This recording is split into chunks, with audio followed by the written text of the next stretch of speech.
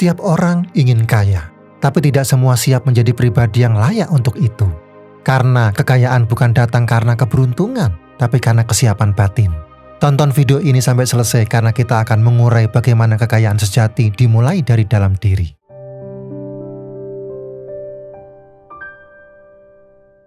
Itulah mengapa banyak orang terlihat kaya, tapi hatinya selalu gelisah. Karena kekayaan sejati bukan soal angka, tapi tentang cara kita memandang hidup. Maka sebelum kita bicara tentang strategi keuangan, bisnis, atau investasi, saya ingin mengajak kamu merenungkan satu hal penting yang sering terabaikan, bahwa kunci awal untuk menjadi kaya dimulai dari dalam diri kamu sendiri. Yang pertama, pola pikir yang melimpah, bukan kekurangan. Dalam bukunya yang berjudul The Soul of Money, Leon Twist menulis sebuah kalimat yang menyentuh dan menggugah hati. Ketika kita menjalani hidup dari rasa syukur daripada dari rasa kekurangan, maka rasa syukur tumbuh dan ketenangan menjadi bagian dari diri kita. Kutipan ini bukan hanya sekedar kalimat indah. Ia adalah cermin, pengingat, dan sekaligus undangan. Seringkali kita tanpa sadar menjalani hari dengan rasa tidak cukup uang, tidak cukup waktu, tidak cukup koneksi, tidak cukup pencapaian. Dan tanpa disadari, energi kekurangan itu membuat kita merasa kecil, bahkan sebelum kita benar-benar memulai sesuatu.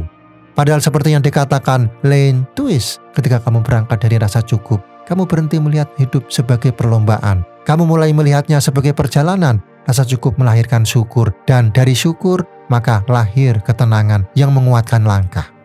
Bayangkan jika setiap pagi kamu bangun dan berkata dalam hati, apa yang aku miliki hari ini sudah cukup sebagai bekal untuk bertumbuh. Maka kamu tidak lagi fokus pada kekurangan, tapi pada potensi. Kamu tidak lagi menunggu sesuatu yang besar untuk bersyukur, tapi memilih untuk bersyukur agar hal besar bisa datang. Sekarang saya ingin kamu bertanya dalam hatimu, sudahkah kamu hidup dari rasa cukup atau masih sering merasa kekurangan? Apakah selama ini kamu membandingkan hidupmu dengan orang lain sampai lupa menghargai apa yang sudah kamu miliki? Dan jika memang masih sering merasa tidak cukup, ini waktunya untuk membalik arah, mulai menghidupkan pola pikir kelimpahan, bukan kekurangan. Kamu bisa memulainya dari hal kecil, seperti menuliskan 3 hal yang kamu syukuri setiap malam. Menahan keinginan untuk mengeluh dan menggantikan dengan kalimat terima kasih. Menjaga hati agar percaya bahwa hidup ini memberi sepanjang kamu mau menerimanya dengan rasa cukup. Karena sesungguhnya kekayaan sejati tidak muncul dari seberapa banyak kamu miliki, tapi dari seberapa dalam kamu mampu melihat bahwa yang kamu punya sudah cukup untuk mulai. Yang kedua, harga diri yang tidak ditentukan oleh materi. Beberapa tahun lalu, saya pernah merasa minder saat bertemu teman lama yang kini sukses besar. Mobilnya mewah, pakaiannya rapi, berkelas, dan cara bicaranya sangat percaya diri. Saat itu saya hanya diam, merasa kecil dan bertanya dalam hati, apa saya cukup berharga dibandingkan dia? Tapi ternyata setelah kami ngobrol lebih dalam, saya menyadari sesuatu yang tidak saya lihat di awal. Ia justru iri pada saya karena saya masih bisa tertawa lepas, punya waktu untuk keluarga, dan menjalani hidup tanpa tekanan gengsi. Saya terdiam lama. Saat itu saya sadar harga diri tidak ada hubungannya dengan penampilan luar.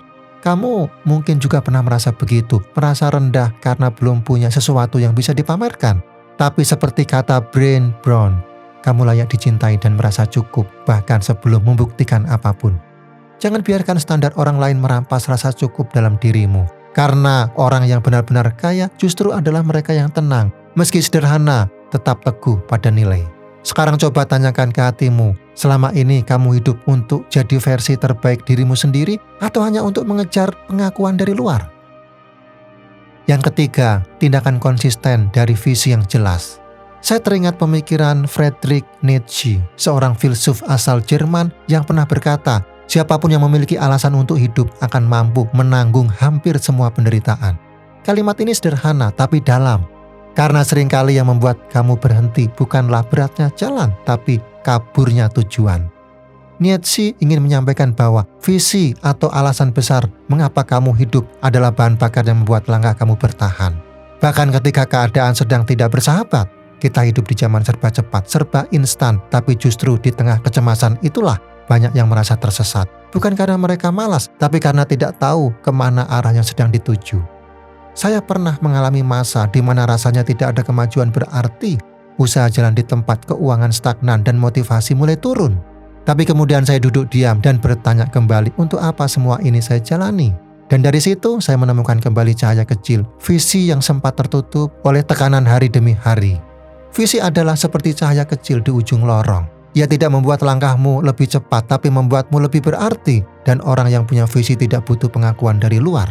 Ia cukup berjalan dengan konsisten karena ia tahu yang sedang dibangun bukan hanya hasil, tapi diri. Kamu tidak harus tahu semua langkah ke depan hari ini, tapi kamu perlu punya satu alasan yang cukup kuat untuk terus berjalan. Bisa jadi itu keluarga, misi hidup, atau mimpi kecil yang belum kamu izinkan tumbuh. Apapun itu, genggamlah dan jangan lepas. Karena seperti kata Confucius, orang yang memindahkan gunung adalah dia yang mulai memindahkan batu kecil. Maka hari ini saya ingin mengajak kamu untuk berhenti mengejar yang serba cepat, tapi mulai membangun sesuatu yang pelan tapi bertahan. Sudahkah kamu melangkah hari ini? Meski hanya satu batu kecil, ingat kekayaan sejati bukan datang dari tergesa-gesa, tapi dari arah yang jelas dan jiwa yang siap berjalan tanpa henti. Yang keempat, syukur yang aktif bukan pasif. Saya pernah tinggal di lingkungan yang cukup sederhana. Di sana ada seorang bapak penjual keliling yang hampir setiap pagi saya lihat lewat depan rumah. Ia selalu tersenyum meskipun dagangannya sering masih utuh sampai siang. Tapi ada satu hal yang tidak pernah absen darinya, yaitu ucapan syukur. Setiap pagi sebelum mendorong gerobaknya, ia menengadah sebentar dan berbisik pelan. Terima kasih Tuhan, hari ini aku masih diberi kesempatan. Waktu itu saya berpikir, apa yang ia syukuri? Dagangannya belum tentu habis, cuaca sering tidak bersahabat. Tapi makin kesini saya sadar bahwa syukur tidak selalu datang karena sesuatu terjadi. Kadang justru syukur itulah yang membuka jalan agar sesuatu bisa terjadi. Seperti kata Melody Beattie, syukur membuka kepenuhan hidup. Ia mengubah apa yang kita miliki menjadi cukup. Syukur aktif seperti itu bukan hanya menenangkan hati, tapi juga menjaga pandangan untuk tetap terbuka terhadap peluang dan keajaiban kecil yang sering terlewat. Sekarang saya ingin mengajak kamu untuk merenung sejenak. Apakah kamu hanya bersyukur ketika semuanya berjalan sesuai harapan? Atau kamu sudah mulai belajar bersyukur bahkan di hari-hari yang terasa biasa? Karena bisa jadi hari biasa itulah awal dari berkah luar biasa. Yang kelima, lingkungan yang mendukung bukan menyeret. Hidup ini seperti benih kecil yang jatuh di tanah. Benih yang sama jika jatuh di tanah subur akan tumbuh tinggi, kuat, dan menghasilkan buah. Tapi jika ia jatuh di tanah yang keras, kering, atau penuh racun, ia bisa layu bahkan sebelum sempat tumbuh.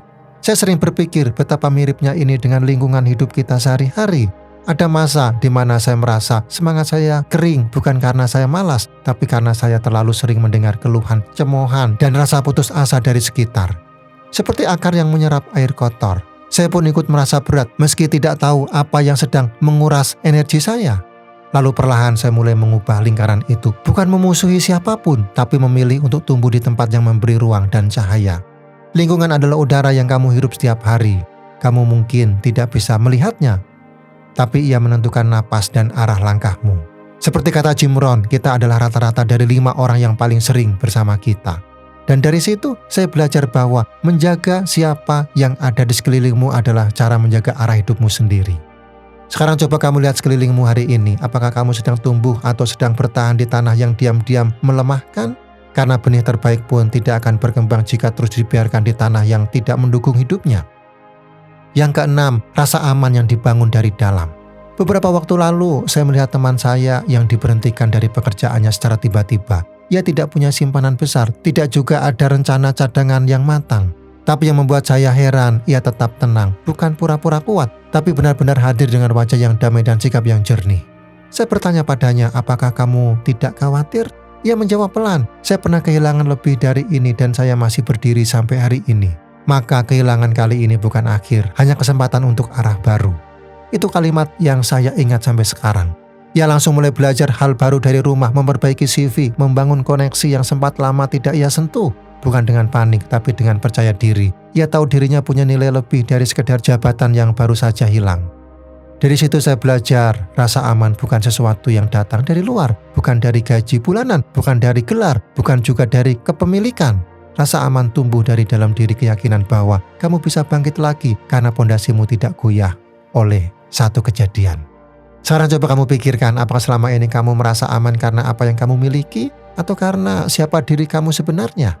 Karena saat fondasi keyakinan di dalam dirimu kuat, maka apapun yang runtuh di luar tidak akan menggoyahkan arah hidupmu. Yang ketujuh, memberi sebelum berlimpah. Ada satu fabel yang pernah saya baca saat kecil dan baru saya pahami maknanya saat dewasa, semut dan belalang. Dalam cerita itu, semut setiap hari bekerja mengumpulkan makanan sedikit demi sedikit. Ia tidak menunggu musim panen besar untuk berbagi, bahkan saat hasilnya masih sedikit, semut tetap menyisihkan. Belalang sebaliknya, menghabiskan hari-harinya dengan bermain, tertawa, dan menunggu momen yang menurutnya tepat untuk mulai peduli. Lalu musim dingin tiba, belalang kelaparan dan menggigil, sementara semut tetap bertahan. Tidak hanya itu, semut juga berbagi simpanannya kepada belalang. Bukan karena ia punya banyak, tapi karena ia sadar, sedikit yang dibagi dari hati jauh lebih berarti daripada banyak yang hanya disimpan sendiri. Saya terdiam lama saat membayangkan adegan itu, karena dalam hidup nyata pun sering begitu. Banyak dari kita menunggu momen ideal, menunggu kaya dulu, mapan dulu, tenang dulu, baru mulai berbagi. Padahal kadang niat yang sederhana di tengah keterbatasan justru membawa kelimpahan yang lebih tulus. Saya jadi bertanya dalam hati, apakah saya sedang menjadi seperti semut yang menyiapkan dan menyisihkan? Atau seperti belalang yang menunda dan menunggu? Dan bagaimana dengan kamu? Sudahkah kamu melatih hati untuk memberi bahkan saat belum merasa punya banyak? Karena seperti kata Lao Tzu, orang bijak memberi bukan karena berlebih, tapi karena tahu bahwa memberi adalah bagian dari kelimpahan. Sekarang coba kamu tengok hidupmu sebentar saja. Sudahkah kamu merasa cukup? Sudahkah kamu menghargai proses kecil yang sedang kamu jalani? Dan sudahkah kamu menjadi pribadi yang pantas menerima kekayaan bukan hanya dari sisi materi, tapi juga damai di hati? Karena sesungguhnya kekayaan sejati bukan soal seberapa banyak yang kamu punya, tapi tentang siapa kamu saat tidak punya apa-apa. Seperti yang pernah dikatakan Epictetus, bukan kekayaan yang membuat kita puas, tapi cara berpikir kita tentang kekayaan. Maka hari ini bukan hartamu yang perlu ditambah, tapi caramu melihat diri yang perlu disadari kembali. Jika hari ini kamu merasa tersentuh oleh pesan ini, beri ruang juga bagi orang lain untuk merasakannya dengan cara membagikannya kepada mereka. Tekan tombol like, komen, dan subscribe agar kamu tidak tertinggal setiap momen pertumbuhan yang kita bangun bersama. Karena sesungguhnya berbagi kebaikan adalah bentuk kekayaan yang nilainya tidak akan pernah berkurang meski terus dibagi.